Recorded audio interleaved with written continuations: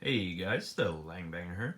So I have a new profile for you. So the ban list did come out on Friday, and we got 3 Pantheism of the Monarchs back. So that's really cool stuff. So with that, I'm going to show you Domain Monarchs. So this deck's just really cool. I mean, there's no other way to put it. I mean, I've been playing the game since 2004. So that's 16, gonna be 17 years here, coming up soon. I love Monarchs. I mean, it's just such a different strategy. I mean, nowadays it's pretty simplistic, but back in the day, tribute monsters and tribute monsters that do stuff on summon, it was really cool. It was really different, and it was really good for years. So now backtrack to a couple of years ago, we actually got the Monarch structure deck. That was really cool stuff. So whatever year that was, it was good at the Nationals or North American World Championship qualifiers, the official term. I believe this deck even won the whole tournament. But yeah, enough kind of rambling on. That's just a little backstory. We have this deck at full power now, so that's really cool stuff. So I'm gonna go into my list. I'm gonna then show you some other cards that I was thinking of incorporating. Um, that's just something that I do. I just, I get a big stack of cards, like there's all my cards over there. And then I just decide what makes it in, and then I'm left with cards that, I kind of wanted to put in, couldn't fit, all that. So maybe that may be beneficial to you guys. So you have 3 Erebus, you have 3 Ether, you have 2 Kurez, you have 3 Majesty Fiend, or Vanity Fiend, I'm sorry. So those are the tribute monsters. A few years back, I think people were using Thestalos, the Mega Monarch. Still a cool card. I think maybe back then it was kind of less of a combo format, where decks could just combo off. So I think Kurez was better back then because then, your opponent could potentially like be ending their turn, or maybe less likely they can like go off. So I'm actually kind of iffy on that. Just gonna be upfront about that. Maybe I'll cut it down to one. It is a nice, interruption. You can pop just one and your opponent draws one, or you can pop two, and you basically just need to hope that they don't draw on the sudden to just let them continue. So you have 3 Idea, you have 3 Eidos. Nothing crazy there. So that's my monster lineup. That's like 17 monsters. It's pretty small. One of the other interesting things that I kind of noticed and was thinking about was, this was out, I want to say it was maybe 5 years ago, but since then we actually gained a lot of cards. So if it was dominant back then, I'm curious what it can do nowadays. So, mind you, we do have Lightning Storm. We now have Harpy's Feather Duster. So when you have Domain, March, Return, whatever cards you have face up, there are a lot of cards that can screw you up. Evenly Match is another one, and Evenly is just like, well, what do you even do to that? I mean, you have cards that stop destruction, but something that banishes, that can be tough.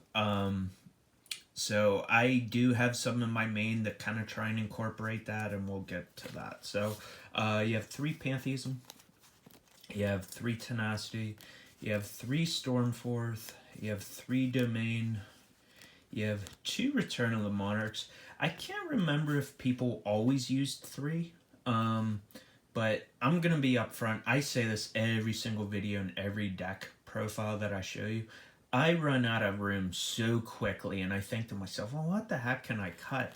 I mean, Return is a hell of a card. Like, you want to see it, but like, once you see it, I don't know if you want to see like another one. So that's kind of why, when it came down to the itty gritty at the end, I decided to cut a Return. So you have 1 March. I wanted to go up to 2, but again, space, and you'll kind of see why here. 1 for 1. I don't remember if that card's at. I mean, it's at least at 1 per deck, but I can't remember if it's at 2. But even if it was at 2, I would be kind of iffy on upping that, because it's great to grab Idea, but then kind of past that, I don't know. And then I'm using a Pot of Desires. So I'm pretty sure that card wasn't out then. So it's just more draw power. Again, I had to find cards to cut. So I figured draw power, getting to your power cards, I figured that was good to incorporate. So that's the spells. Onto the traps. You have 2 Crackdown. So this is definitely a new card. I don't know how needed it is. May seem crazy to even say that, but I mean, using your opponent's monsters, or taking it, that's always good, right? But it's just a matter of the space, and would you already be winning? But I kind of see that as, if you do have your board, your ideal of let's say March of the Monarchs, Domain, and then you have a Monarch out, right? Even if your opponent does have something, Crackdown is just going to stop them right there and then. I mean, they gotta pop the Domain, or it's like they can't get rid of your monster, because then you have March and so on and so forth. Yeah, I don't know. I mean, this is just an initial build. So you have 2 Prime Monarch. So that's cool. Actually, another thing that's cool. I mean, most of this deck is foil. Like I have I have foil Pot of Desires in another deck, so I could upgrade that. But yeah, it's kind of cool that over the years I picked up some cards for this. So last card is Solemn Judgment. So I was thinking to myself, do I need Solemn Judgment?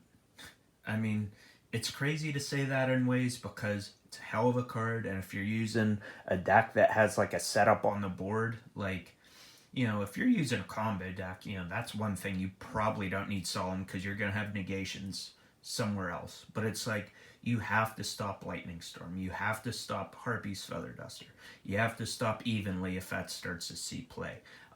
There's just a lot of cards that you have to stop, so I saw that as needed.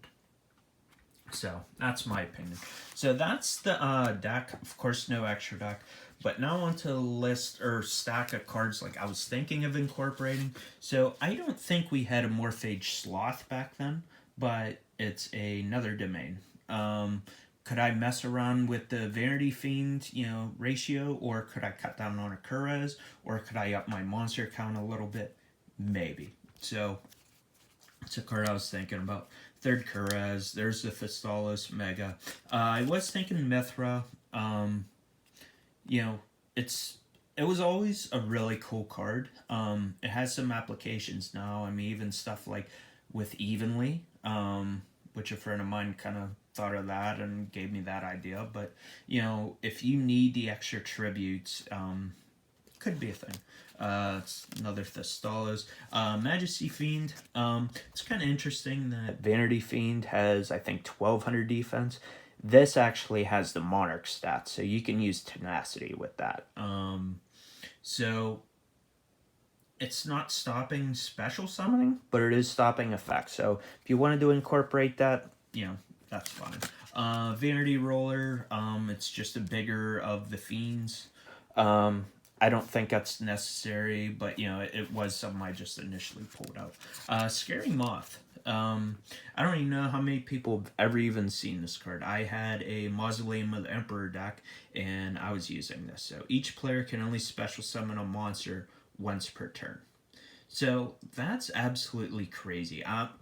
Obviously, it didn't make the cut for now, but it is a good tribute monster, and I feel like it's a monster people don't really know about. So there's the rest of my Majesty Fiends. We have Angmarl. I don't really think that's needed, but it's pretty cool that you can banish a spell from your grave and then add a card of the same name as a banished spell. So if you Stormforth, bring this out, then you can banish a Stormforth, get another one. So I just think that there's some value there, but it's a matter of space, and it's a matter of, would this actually be good in today's game? I think that was all the monsters. Onto the spells, like of cards I was thinking about. Strike of the Monarchs, I don't think we had that. but you can negate an effect on the field, draw a card. It can help you get around, like if you get hand trapped. I don't know. I mean, it probably wasn't going to make it. Restoration of the Monarchs. I don't think that was out yet either. But this card's pretty cool too. You can summon a Monarch from your grave, and then you can use it as 2 tributes. I don't think it's that good, but it is a card that you could incorporate. Terraforming, of course, to get domain, but since you have 3 Pantheism, I think you're good, and tenacity. Foolish Burial Goods. I don't think we had that card back then either. But if you think of it, you can just Foolish Burial Goods, Pantheism, and then you can get rolling that way. I don't know. So, speaking of Foolish Burial, I could incorporate Foolish Burial in this deck, but I was always like kind of iffy on that, to be completely honest. But I don't know. That might have just been a bad comment. I mean, it does have its applications in here with one of the squires, but you have Soul Exchange. You know, that could just be other ways to get your tributes out. And with Domain, it turns your 2 tributes into 1. You have a bunch of level 8s you could use trade in. Field Barrier, I mean, with Domain, March, like, you know, you have these face-up cards you got to find ways to protect, and this is a way to protect Domain, because Domain and a tribute out, like, that's going to be hard to break through in itself. There's my other trade-ins. Upstart Goblin. I'm actually using 41 cards. I know not everyone loves that, but, like, I got to 40, and then I was like, oh, shit, like, I forgot that, and, like, Pot of Desires, so, yeah, you can incorporate that. Foolish Burial Goods, you could do the Metal Fizz fusion if you wanted to. Draw more March of the Monarchs, Desires, Return. There's another Goods.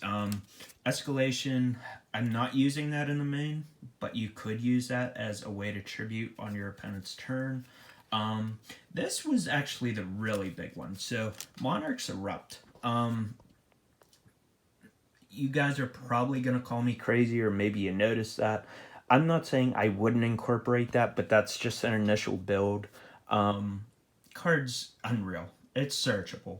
But in regards to Rune, like, I have no idea what the hell to do. Like, how do you incorporate that? It's like, I feel like I have to cut the Solemns or cut the Crackdowns, but then it's like, those cards are good. So I really don't know what to do.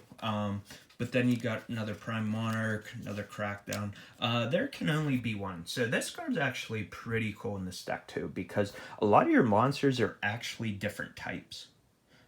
Which, you know, don't know how many people would actually notice that, but that is another floodgate option. So I just wanted to throw some cards out there, kind of mention why I was maybe thinking of incorporating it.